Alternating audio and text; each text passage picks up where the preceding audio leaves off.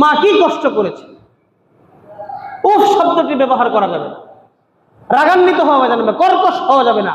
কওলান কারীমা, নরম সুরে ভদ্রতার সাথে সৎ ব্যবহার করতে হবে মা এবং বাবার সাথে, রহম আচরণ করতে হবে তাদের সাথে। মা যদি রাগান্বিত হয়, মা যদি আপনার কারণে কোনো কথার কারণে কষ্ট পায়, আল্লাহ কিন্তু নারাজ হয়ে যাবে। আর কিন্তু খবর আছে, আল্লাহ যদি নারাজ হয়ে যায়, মার দোয়া কিন্তু সাথে সাথে কবুল হয়ে যাবে। তখন কিন্তু দুনিয়া এবং আখিরাতে আমরা ক্ষতিগ্রস্ত হব। এই জন্য মা বাবার কাছ থেকে দোয়া নেবেন। বাসায় যেতে পারেন না, ফোনে খোঁজ নেবেন, একটু টাকা পাঠাবেন, ফল কিনে দিবেন, ওষুধ কিনে দিবেন, ডাক্তার দেখাবেন, সুন্দর করে সৎ ব্যবহার করবেন। মা বাবারা বেশি কিছু চায় না, শুধু এতটুকুই চায়। বাবা চায় যে আপনি ভালো থাকেন, মা চায় আপনি ভালো থাকেন। রাসূলের একজন সাহাবী, প্রসিদ্ধ সাহাবী আলকামা রাদিয়াল্লাহু তাআলা আনহু, উনি যখন মৃত্যু সজ্জায়, এই 2-1 মিনিট এই ঘটনাটা বলে শেষ করবো ইনশাল্লাহ।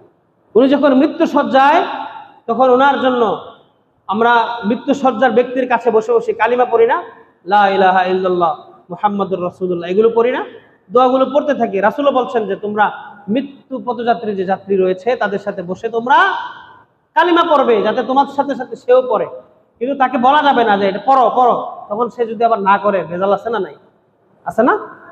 এজন্য মুমূর্ষ রোগী যারা মনে করতেছেন যে সে হয়তো বাঁচবে না, এরকম মনে হচ্ছে, তার সামনে বসে দোয়া পড়বেন, কালিমা পড়বেন, দেখবেন আপনার সাথে সাথে সেও পড়বে।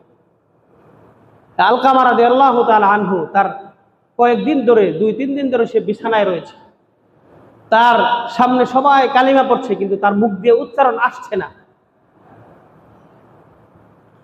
রাসূল সাল্লাল্লাহু আলাইহি ওয়াসাল্লাম এই ঘটনা জানলেন। জানার পর রাসূল সাহাবীদেরকে পাঠাইলেন, বেলাল রাদিয়াল্লাহু তাআলা আনহুকে পাঠাইলেন যে তুমি পড়ো, তোমার সাথে সাথে সেও পড়বে। কিন্তু আসছে না, সে পড়তে পারছে না। রাসূল তার বউকে ডাকলেন, বললেন যে আলকামার অবস্থা কি বলো, তার কি নামাজ কাজা আছে? নাই। রোজা কাজা আছে? নাই। সে দানবীর ছিল, রোজা করত, নামাজ করতো, সব ঠিক আছে, তাহলে আসছে না কেন? রাসূল সাল্লাল্লাহু আলাইহি ওয়াসাল্লাম জিজ্ঞেস করলেন তার মা বাবার কেউ বেঁচে আছে কিনা। আলকামা রাদিয়াল্লাহু তাআলা আনহুর স্ত্রী বললেন তার মা বেঁচে আছে।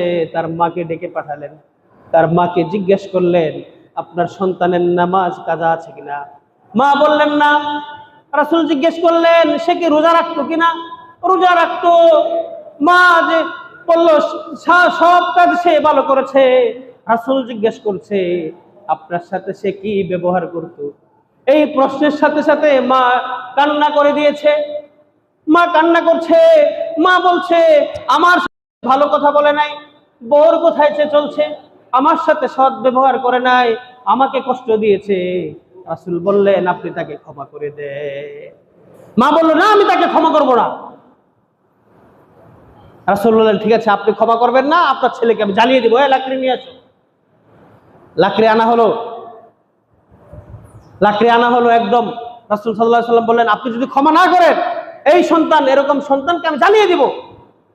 ভয় দেখালেন। তার মা রাসূলের পায়ে পড়লেন, ইয়া রাসূলুল্লাহ, আমার সন্তানকে আপনি পুরবেন না। আমার কলিজা ছেঁড়া দন, আমার বুকের মনি, আমার বুকের মানিক, তাকে মারবেন না, তাকে পুরবেন না। যান, আমি আমার ছেলেকে মাফ করে দেব। উনি বলল আমি মাফ করে দিলাম। রাসূল সাক্ষী, সাহাবীরা সাক্ষী, যারাই ছিলেন ওখানে সবাই সাক্ষী।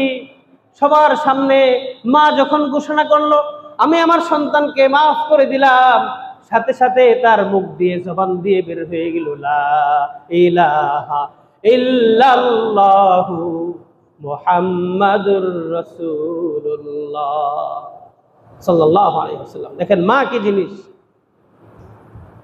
এজন্য আমরা মাকে কষ্ট দিব না, বাবাকে কষ্ট দিব না, কাউকেই কষ্ট দিব না। আমরা একটা সন্তান লালন পালন করতে কত কষ্ট করতে হয়, এটা মা বাবা ছাড়া আর কেউ জানে না। কিন্তু বাবাজিরা, আপনারা এই সন্তানদেরকে কষ্ট করছেন, সন্তানদেরকে মানুষ করার জন্য কষ্টটা সঠিক উপায়ে করতে হবে। একদম অ্যাপ্রোপ্রিয়েট ভাবে সুনিপুণ ভাবে তাকে করতে হবে, বিপথে দেওয়া যাবে না। আপনার কোনো কারণে যদি সন্তান বিপথে যায়, আপনি তাকে দামি দামি স্কুলে পড়ালেন, দামি দামি খাবার খাওয়ালেন, পোশাক পরালেন, দামি গাড়ি কিনে দিলেন, বাড়ি কিনে দিলেন, ব্যাংক ব্যালেন্স করে দিলেন, সব কিছু করে দিলেন, বৃদ্ধ হওয়ার পর আপনার খোঁজ আর সে নিবে না, আপনার স্থান হবে বৃদ্ধাশ্রম। এজন্য আপনারা এই কাজ কেউ করবেন। আপনাদের প্রতি উদাত্ত আহ্বান, আপনারা সন্তানদেরকে সুন্দরভাবে লালন পালন করবেন, প্রাথমিক শিক্ষা দিবেন। এখন তো মক্তব উঠে যাচ্ছে, এখন মসজিদ ভিত্তিক মক্তব নাই, এখন সব স্কুলে চলে যায়। এই জন্য আমাদের সন্তানরা এখন দিনী শিক্ষা পাচ্ছে না, জাগতিক শিক্ষা পেয়ে তারা হিংস্র হয়ে যাচ্ছে, আধুনিক হচ্ছে, হিংস্র আধুনিক হচ্ছে। জাহিলি যুগে হয়ে গেল ছিল না, এখন যেগুলো হচ্ছে। এই জন্য সন্তানদেরকে ভালোভাবে লালন পালন করবেন, সন্তান আপনার কথা শুনবে, আপনার কথা ছাড়া সে কোথাও যাবে না।